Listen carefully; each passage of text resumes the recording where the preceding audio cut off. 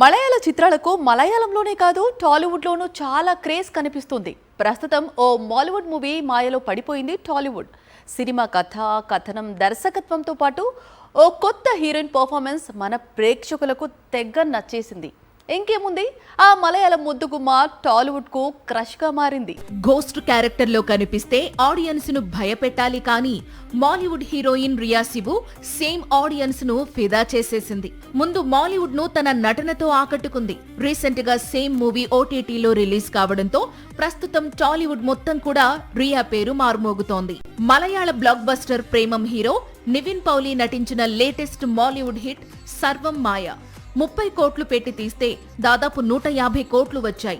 నివిన్ పౌలి comeback కు మాత్రమే కాదు, new heroine Riya Sibu overnight star అయిపోయింది. ఈ అమ్మాయి ఎవరు, ఎన్ని సినిమాలు చేసింది, మూవీలో ఎవరు రిఫర్ చేశారు అని తెగ ఎంక్వైరీలు చేస్తున్నారు తెలుగు ఆడియన్స్. రియా సిబుది కేరళలోని తిరువనంతపురం. 21 ఇయర్స్ లోనే మాలీవుడ్ లో స్టార్ ప్రొడ్యూసర్ గా వెలుగుతోంది. తండ్రి సిబు థమీన్స్ నిర్మాత కావడంతో చిన్న వయసులోనే నిర్మాణ రంగంలోకి అడుగు పెట్టేసింది. థగ్స్, వీర ధీర సూరన్ లాంటి 4 చిత్రాలు నిర్మించింది. లాస్ట్ ఇయర్ కప్ అనే మాలీవుడ్ మూవీతో నటిగా మారింది. ప్రస్తుతం సర్వం మాయ చిత్రంలో తనదైన నటనతో అందర్నీ మాయ చేస్తోంది. 20 ఏళ్ల క్రితం రిలీజ్ అయిన గదర్ కు 2 ఏళ్ల క్రితం సీక్వెల్ తీస్తే బ్లాక్ బస్టర్ అయింది. 1997లో వచ్చిన బ్లాక్ బస్టర్ కు ఇప్పుడు బార్డర్ సీక్వెల్ తీస్తే మళ్ళీ సేమ్ బ్లాక్ బస్టర్ రిపీట్ అయింది. దీంతో Bollywood makers old classics blockbusters పై పడింది. కరణ్ జోహార్ ఏకంగా కభీ ఖుషీ కభీ గమ్ చిత్రానికి సీక్వెల్ తీసుకురావాలి అనుకుంటున్నాడట. బాలీవుడ్ స్టార్ డైరెక్టర్ కరణ్ జోహార్ ప్రస్తుతం నిర్మాతగా బిజీగా ఉన్నాడు. కానీ సైలెంట్ గా మళ్లీ Kabhi Khushi Kabhi Gham sequel story ready చేస్తున్నాడు. హిందీ ఇండస్ట్రీని ప్రస్తుతం ఈ రూమర్ షేక్ చేస్తోంది. ఎందుకంటే 25 ఏళ్ల క్రితం వచ్చిన కభీ ఖుషీ కభీ గమ్ బాలీవుడ్ బాక్సాఫీస్ దగ్గర సంచలన విజయం సాధించింది. 25 ఏళ్ల క్రితమే 100 కోట్లకు పైగా వసూళ్లను చూసింది.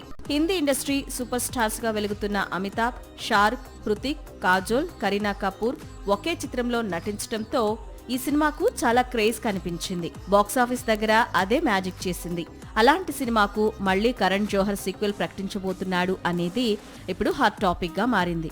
అయితే సీక్వెల్లో అమితాబ్, షారుఖ్, హృతిక్ కనిపిస్తారా, అంతా కొత్త తరం నటులతో కనిపించబోతున్నారా అనేది కొద్ది రోజులు ఆగితే తెలుస్తుంది.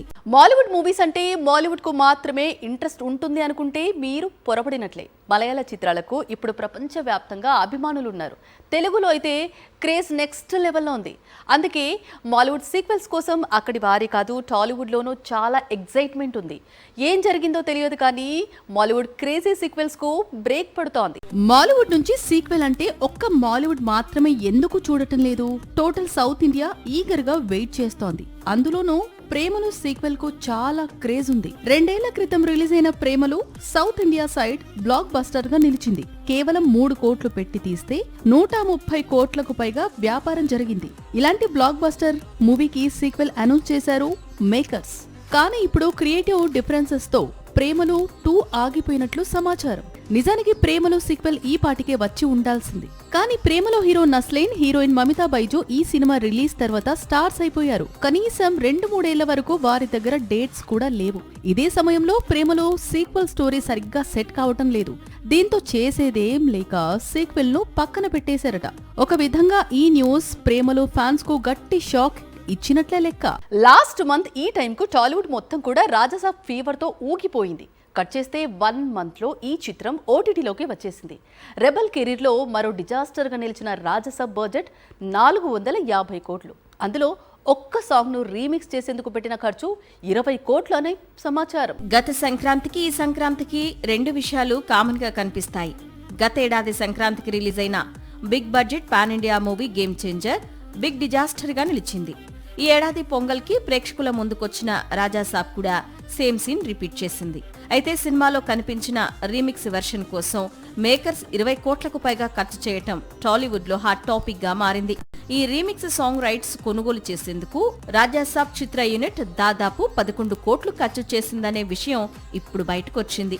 ఇందులో ఎంత నిజం ఉంది అనేది తెలియదు కానీ ఒక్క రీమేక్ సాంగ్ కొనుగోలుకే ఇంత ఖర్చు పెట్టారా అని అందరూ ఆశ్చర్యపోతున్నారు.